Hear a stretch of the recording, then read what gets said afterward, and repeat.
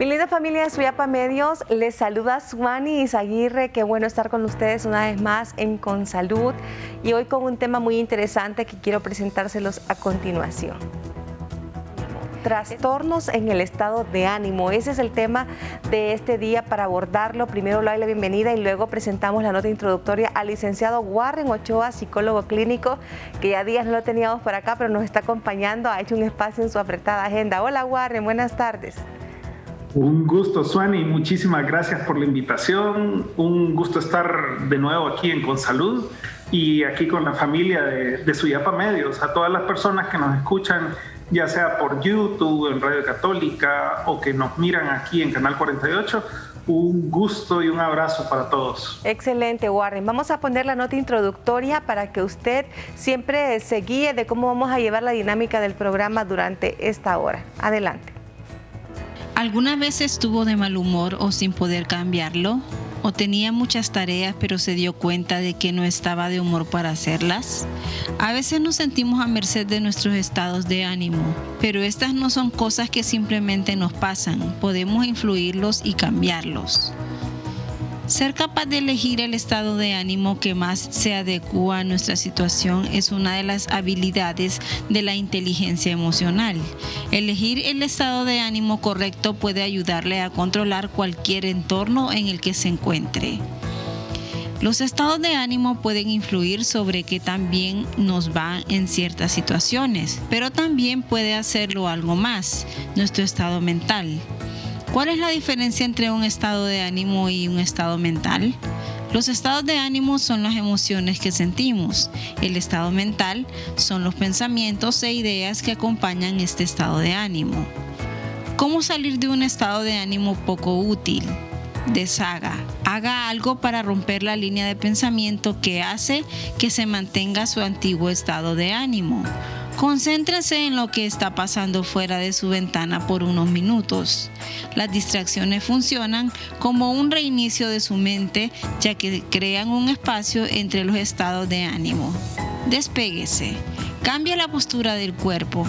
Si está sentado, póngase de pie, realice algunos saltos, estírese, camine alrededor de la habitación. Mover el cuerpo cambia su estado mental y su estado de ánimo.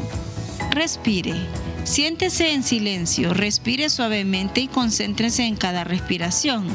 Para evitar que su mente regrese al estado de ánimo que está intentando cambiar, cada vez que tome aire diga para sí mismo: estoy inspirando y estoy expirando. Concéntrese en sensación de calma. Muy bien, de eso estaremos hablando hoy. El tema es bastante amplio, pero con Warren trataremos de resumirlo, ¿verdad? Para que todos comprendan un poco de lo que estamos hablando. Warren, qué gusto que nos acompañe. Vamos a ver, tengo aquí una lista bastante extensa de esto, pero sí quisiera que mencionemos antes de comenzar a desarrollarlos si esto es una cuestión eventual o va a ser una condición permanente en la persona que esté experimentando estos cambios de estado de ánimo. Excelente pregunta, Suani. Cuando estamos hablando de los trastornos del estado de ánimo, que básicamente podemos hablar de, si los reducimos, podríamos hablar lo más importante, estamos hablando en primer lugar del trastorno depresivo, que es una alteración en el estado de ánimo que está aparte en la clasificación internacional de enfermedades, la CIE-10, que es el criterio internacional que funciona, y también en el DSM-5, el Manual Diagnóstico Estadístico de Enfermedades Mentales. Son dos manuales en donde se clasifican los trastornos o las enfermedades mentales. Entonces, por un lado tenemos los trastornos depresivos y por el otro lado la bipolaridad, que antes se conocía como maníaco depresivo, así se lo llamaba, y ahora se habla de bipolaridad tipo 1 y bipolaridad tipo 2, y por el otro lado la ciclotimia.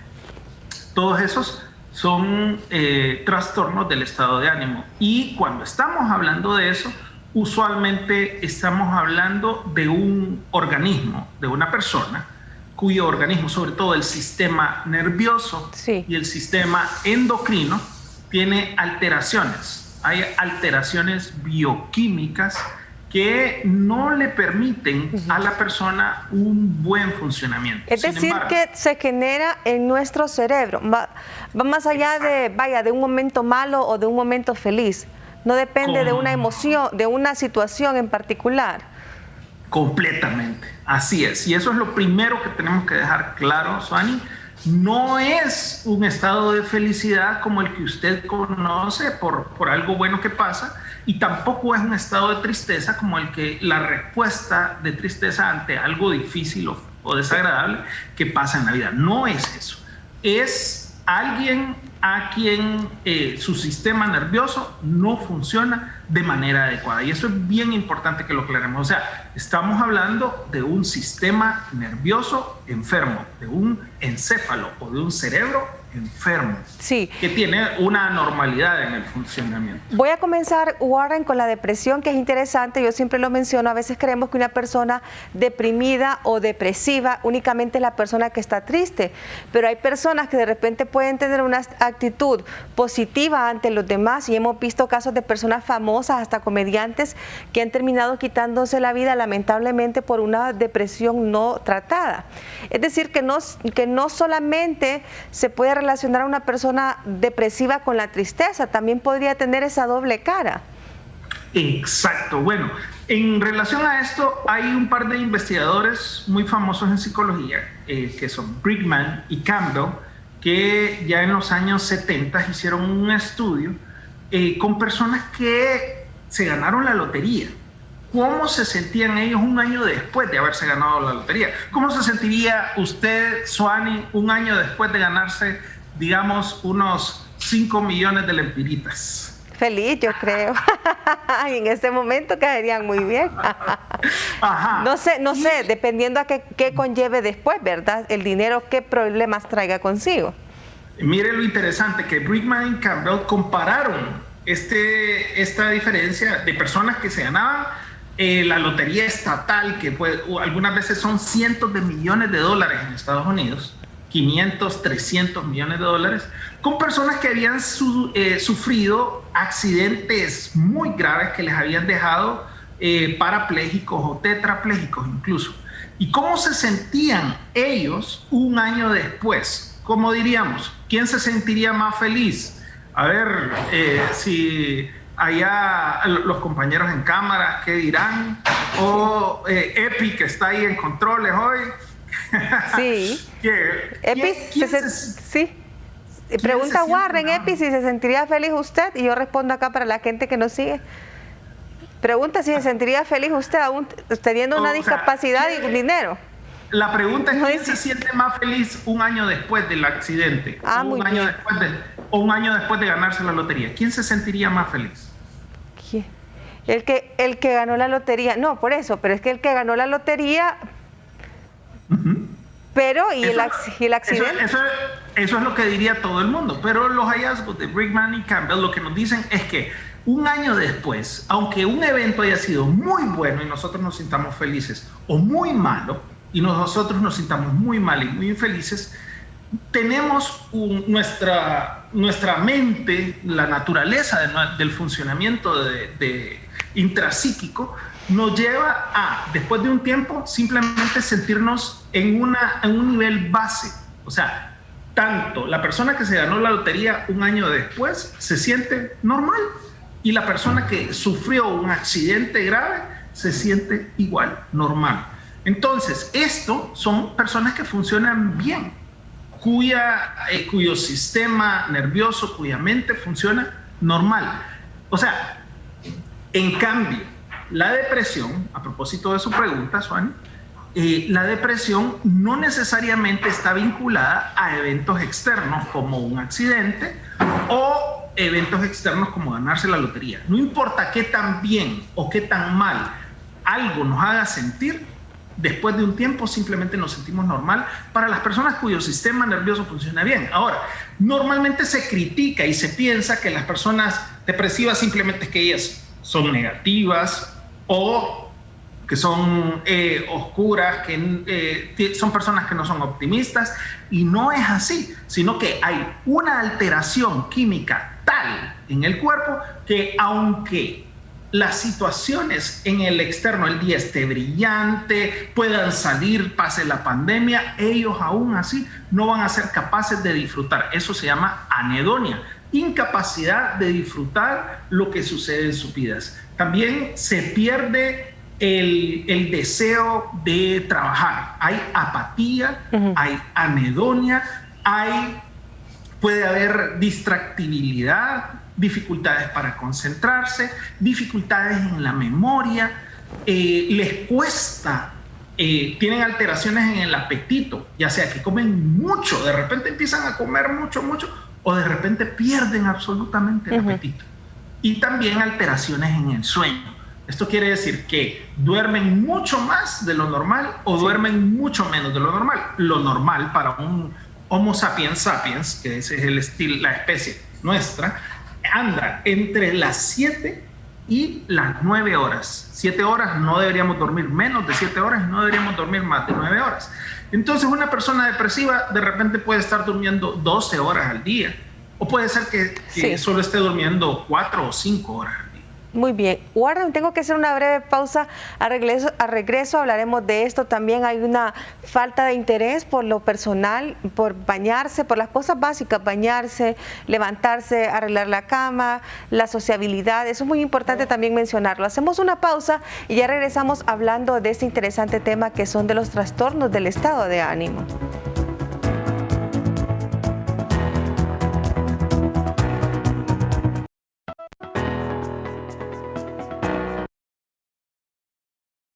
Muy bien, continuamos con este tema que es el trastorno o los trastornos del estado de ánimo. Ya hemos hablado un poco en el segmento anterior con el licenciado Warren Ochoa sobre la depresión y mencionaba yo que también uno de los signos característicos es que la persona descuida su apariencia personal o su el sentirse bien consigo mismo. Eso es muy importante mencionarlo, Warren.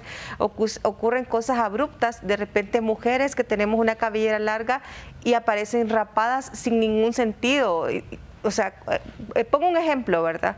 O de repente conductas que nunca se habían visto y comienzan a salir a flor de piel, producto quizás de esta situación que se está experimentando y que no ha sido, porque eso es lo que pasa, que la persona depresiva no exterioriza lo que siente. Muchas veces hasta que toca fondo o lamentablemente nunca llega a saberse que está pasando una situación de estas. El descuido en el orden de su trabajo, responsabilidad en situaciones de trabajo, desorden en su casa, en su cuarto, desaseo. ¿Por qué? Porque sucede esto: apatía, indiferencia y abulia, ya no disfrutan nada. Entonces la vida pierde mucho sentido para estas personas y también se aíslan. Ahora, esto estamos aclarando que es como una alteración bioquímica similar, para que tal vez algunas personas puedan comprender, y que no es a ese nivel porque estas son relativamente pequeñas, la del café. Cuando usted se toma una taza de café, usted está generando una alteración bioquímica. El café de repente le despierta, le levanta. Algunas personas que son adictas a las gaseosas, de repente con una gaseosa ya se levanta. Claro, tiene un gran contenido de azúcar y un gran contenido de cafeína. Y entonces, igual pasa con las personas que tienen una alteración bioquímica, y esto no obedece a un simple pensar negativo, sino que es un cerebro enfermo. Y también, además del aislamiento, ahora que estamos hablando de depresión, también tenemos que mencionar la depresión posparto. Es una alteración bioquímica bien importante por la que pasan las mujeres, y que es un tabú social y cultural, porque de repente las mujeres que recién dieron a luz pues pueden rechazar a sus hijos, y eso es por una razón bioquímica. También hay apatía, abulia, distractibilidad, memoria, la vida pierde sentido, y no es porque sean malas personas, porque sean malas madres, sino porque hay una alteración bioquímica grave que necesita atención. Muy bien. Hablemos del trastorno bipolar. Justo le decía a Warren hace poco que hablábamos que veía una película, me llamó mucho la atención donde se trataban este tipo de cosas, y en el caso de la bipolaridad me llamaba la atención que están los dos extremos. los extremos depresivos y los extremos de manía también en la persona, es decir, hay una actitud muy eufórica más allá de la alegría, muy sobrepasa los límites de lo que digamos, esa persona no es una felicidad natural, ¿verdad? O espontánea. Es difícil. Hablemos un poco de esto, cómo distinguirlo, cómo saberlo, cómo negarse también a la posibilidad, no, es que él es cambiante, porque a veces dicen, es que este es bipolar, hoy anda enojado, mañana anda triste. Es diferente la bipolaridad a lo que nosotros podemos hacer en una actitud de cambio. De hecho, no es lo mismo en la bipolaridad que en el lenguaje común, en el argot popular aquí, por lo menos en Honduras.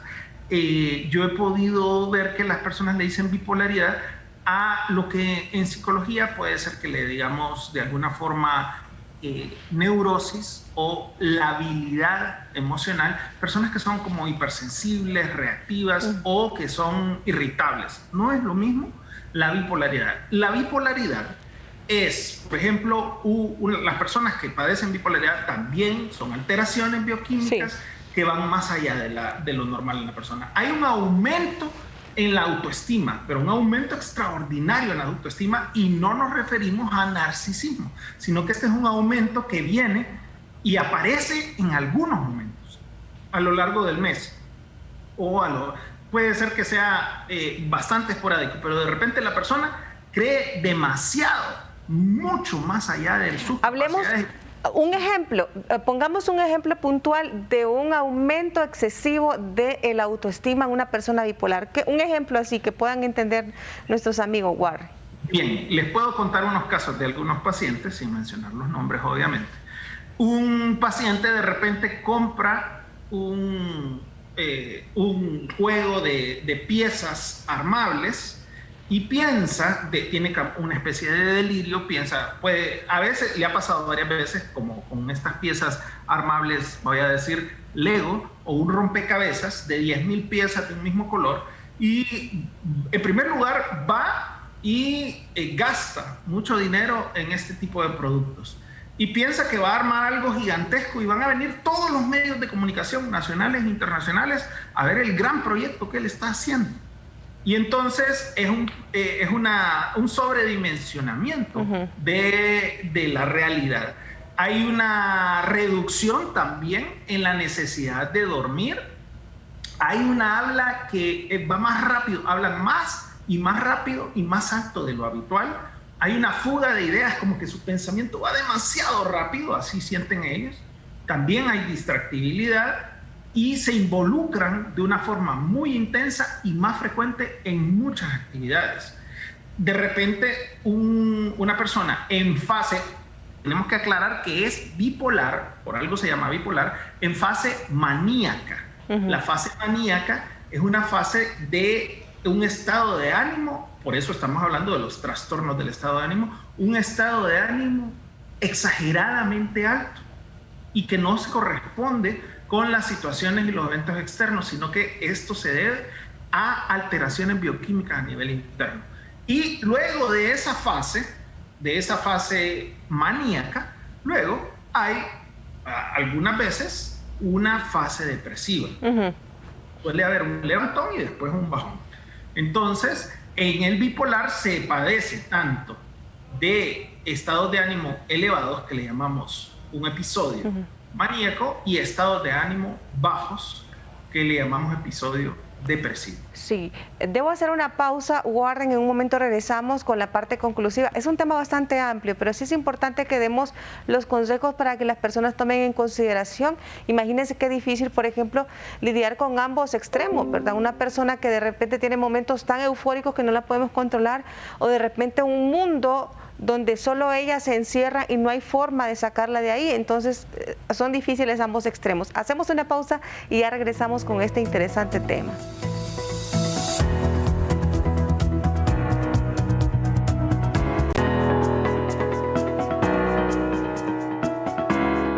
Continuamos en Consalud hablando esta tarde acerca de los trastornos emocionales que se dan con mayor frecuencia y muchas veces desconocemos. Hemos hablado un poco de la depresión, del trastorno bipolar, y ahora hablaremos de la ciclotimia con el licenciado Warren Ochoa. Adelante, Warren.